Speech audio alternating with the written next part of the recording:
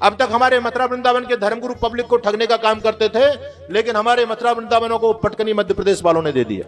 एक बागेश्वर धाम सरकार आ गया आजकल, एक पांडवखर सरकार चल रहे हैं, है ना, और भी एक आगे प्रदीप मिश्रा आ गए आपके, वो भी आपके मध्य प्रदेश के ही हैं। ये बड़े बड़े पाखंडी, बड़े बड़े ब्रांड नेता, हिंदू धर्म की पहचान जिनसे होती है, वो सारे के सारे मध्य प्रदेश की भूमि में पैदा हुआ।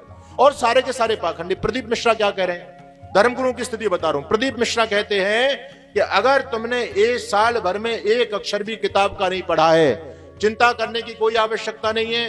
3 बिल्व पत्र लेकर के, बेल के पत्ते लेकर के, शहद में डुबो करके, पीपल की परिक्रमा करके पीपल देवता को चढ़ा दीजिए और पेपर देने पहुंच जाइए, फर्स्ट डिवीजन से आप पास हो जाएंगे। ये कौन कह रहे हैं? ये प्रदीप मिश्रा, जिसकी कथा में लाखों लाखों लोगों की भीड़ हो रही है। अच्छा बताओ, ये देश को किधर लेकर के जा रहे हैं? ये देश को गुलामी की तरफ लेकर के जा रहे नहीं जा रहे? लोगों की बुद्धि पर ताला लगा दिया है, लोगों को गुरडमवाद में, चमत्कारवाद में ऐसा फंसा दिया है, लोग सोचने के लिए कोई तैयार नहीं। बोले बड़ी ताकत है जी, वो तो मन की बात जानते हैं, मन की बात का खाक जानते हैं। ये दूसरों का भविष्य बता रहे हैं, इनको अपना भविष्य नहीं पता क्या? सोचने की आवश्यकता है। बहुत ज्वलंत मुद्दा मैं आपके बीच में रख रहा हूं।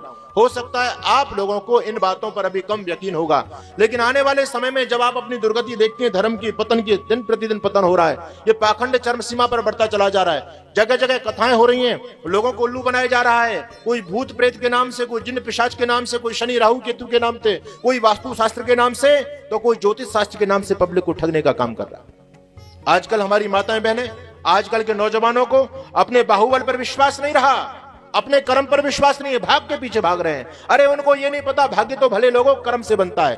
यदि तुम्हारा कर्म अच्छा है तो निश्चित रूप से तुम्हारा भाग्य अच्छा बन जाएगा। और ये भाग्य तुम्हारे हाथ की रेखाओं में नहीं लिखा होता, बल्कि भाग तो अपने भुजदंडों की ताकत पर बनाया जाता है। अपने कर्म पर विश्वास रखो, किसी भी पाखंडी के चक्कर में फंसने की आपको आवश्यकता नहीं।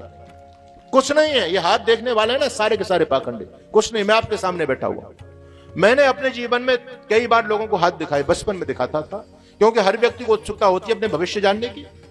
आप लोग भी, मैं खूब आपके बात में खूब खंडन करूंगा इस फलित ज्योतिष का, लेकिन कल को कोई आपके गांव में कोई पाखंडी आकर के ये कहने लग जाए कि मैं तुम्हारे सारे भविष्य को देख करके बता सकता हूं, तो वहां पर भीड़ लग जाएगी। यहां तो कुछ भीड़ नहीं, वहां बहुत सारे भीड़ पहुंच जाएगी। मैंने भी ज्योतिषियों को हाथ दिखाए, और जो हाथ देखते थे वो हाथ की रेखाएं तो आज भी मेरी जैसे पहली थी वैसी आ जाए।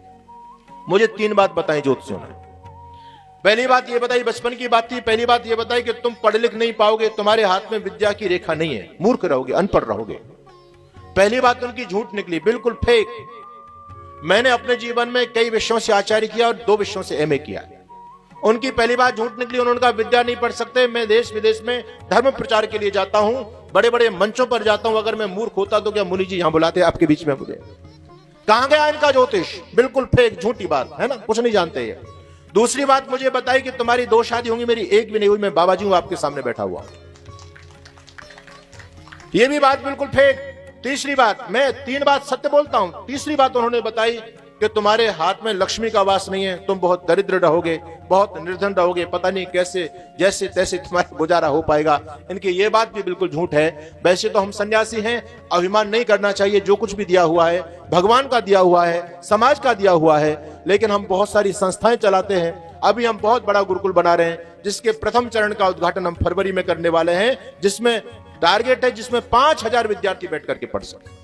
इतने बड़े गुरुकुल, गौशालाएं चलती हैं, ये लोगों के समाज के सहयोग से चलती हैं। तो जो 3 बात बताई मेरे जीवन में एक भी बात सत्य घटित नहीं हुई, इसलिए मैं आपको बताना चाहता हूं, इन ढोंगियों के चक्कर में मत आओ।